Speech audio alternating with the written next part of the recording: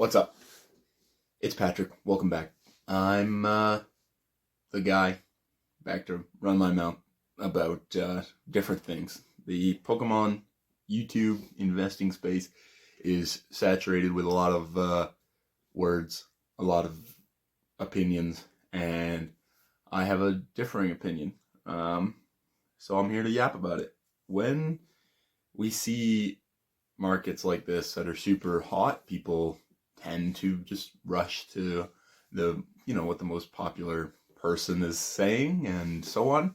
And generally speaking, I don't think that any of these guys are ill-intended or that they're wrong or anything like that.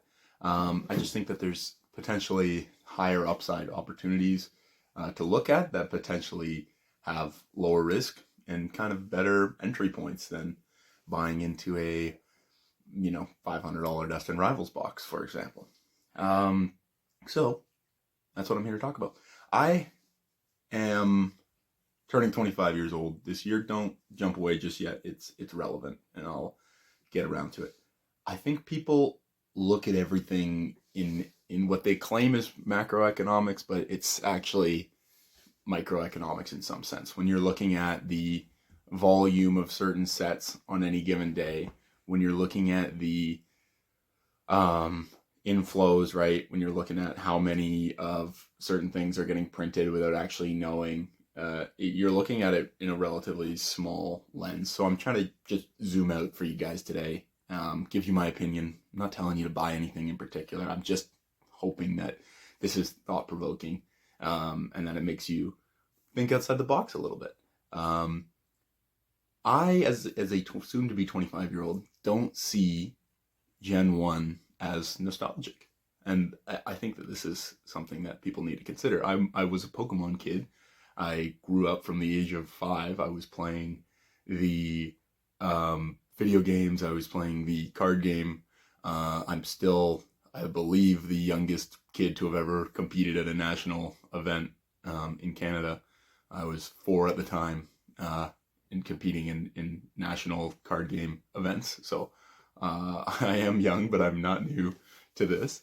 So I see Gen 4 to Gen 5 as nostalgic. That, for me, that's what I look back on. And I think that this is a weird thing to say in the Pokemon YouTube space right now, because everybody who's making this content, I shouldn't say everybody, I'm sure there's people my age and younger making content, but the majority of the big names in this field are Gen 1 guys. They're Gen 2 guys. They like other generations, but they see the Gen 1 stuff as nostalgic, or they see the Gen 1 stuff as the most profitable things. So they're just going to tell you to continuously buy the Charizards and buy the Mews and Mewtwo's and so on. And I'm not really going to argue that I don't think those things will do well, right? Because if the 30 to early 40s even people who are the Gen 1 fans from now, they're not going to get less wealthy, right? Like the people that went on to be tech nerds and who were ostracized as kids growing up, who got into Pokemon in the first place, they're going to be the ones that oftentimes are incredibly intelligent, end up going on to make a lot of money. And I've seen this time and time again. Like, I have friends who are quite a bit older than me, and some of them make 6-figure incomes plus, and they don't go on vacation. They don't want to live the traditional life that is expected of wealthy people. They have their house paid off, and they just want the various different assets. Maybe it's Warhammer, maybe it's Lego, maybe it's Pokemon, whatever it is. And I don't think that this is going to slow down. So I'm not going to make the stance that Pokemon's going to slow down or have any major crash or anything like that. We'll see ups and downs, but that's entirely beside the point. Moving to where I think the market's going, we are going to see, and we've already seen it, people moved already. We saw a lot of popularity in Gen 2 cards, like Gen 2 cards popped off, and not every single Gen 2 card, of course, but the big ones, the big legendaries from Gen 2 have already popped off. We've seen a lot of cards do super well from Gen 2, right? And then you move into Gen 3 and you've seen a lot of Gen 3 cards do really well. Then you go to Gen 4, and all of a sudden, it's only a handful of Gen 4 cards here. You see where I'm going? Like Gen 4, we've only seen, like we've got the Giratina that's done really well. But in comparison, there's a lot of other cards out there, right? The Dialga, the Palkias that have not seen remotely the same level of growth. And it doesn't make I shouldn't say it doesn't make sense. It does make sense right now, but what's going to happen is the people like myself who are, like, I'm 25 right now, I've just started to get disposable income in the last 3 years. I am ahead of a lot of other 25-year-olds. I have a business. I have, 3 jobs. I'm trying to work to make sure I can get the things that I want in life. And there's a lot of people that are getting there now. There's a lot of people my age who are getting to that point and who are going to be able to start spending money on things like Pokemon. They're going to go to the Gen 4, to the Gen 5. They're going to go towards those things as they start to make big money. And the good news for you guys is that people haven't really seen this yet. They're too busy worrying about which cards today are being purchased the most frequently, right? Gold Stars, a long time ago, they were not a card that people were purchasing all that frequently. Or you would actually see, like, from experience, the Undaunted, like the primes were more in demand. Like, people were trying to get more of those than they were the Gold Stars for a long period of time. And then obviously Gold Stars have completely popped off, just due to the inherent scarcity and their unique design at their time, and all those things that I understand. But it's so interesting that people are ignoring that there's phenomenal sets that haven't really seen any movement in a while. And I'm going to name the one that I'm thinking of the most is Astral Radiance, right?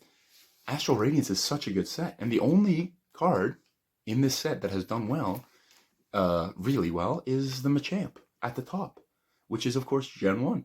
So when you are seeing people come into this hobby and they only think about Gen 1 stuff, or they're being told, okay, go only buy Gen 1 cards or these sets, right? Go buy your Destined Rivals. Like, obviously, Destined Rivals is not just Gen 1 cards, but that the main, chase cards that people are going to be wanting for the foreseeable future are all a lot of Gen 1 cards. So, I'm not saying you need to do anything. You're a big boy or a big girl. You can do whatever you want. But just keep in mind that people, as they get into their mid-20s, start to get some disposable income. Once they get to their mid-30s, they then get a lot of money, right? You start to get really good money. And the wealth transfer that we're going to see is going to be massive. So a lot of very wealthy families, the grandparents are going to die. Maybe the parents will start to die, and that money will get transferred down into people who aren't my age, but who are 5 years older than me, right? 10 years older than me, who are in their 30s, early 30s, mid 30s, who then they have all this money and they don't really know what to do with it. They don't care necessarily to travel, right? There are people who want to travel. There are people who want to collect things. And for a lot of people, that thing will be Pokemon. But like I say, watch out for this, because people will not, who are my age, we're not going to be going looking for Gen 1 stuff. We're obviously, like, I like Charizard. I think Charizard's cool. Am I going to go out of my way to be getting boatloads of Charizards just to hang on to because it makes me feel nostalgic, like when I was a kid? No. But Palkia, Dialga, like Giratina, that Gen 4 or 5 starter cards, that's where I think of for childhood. So keep that in mind. Like, don't rush into things because people said so.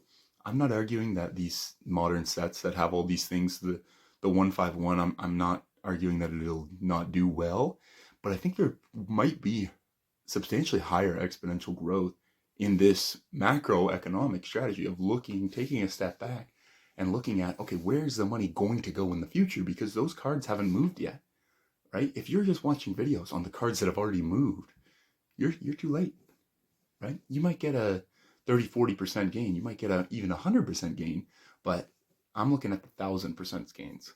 So I'm probably, easy to call ignorant and all those things, and I'm new to YouTube, but I'm not new to this game. So I look forward to hearing your guys' thoughts. Let me know in the comments. But don't count out the other generations.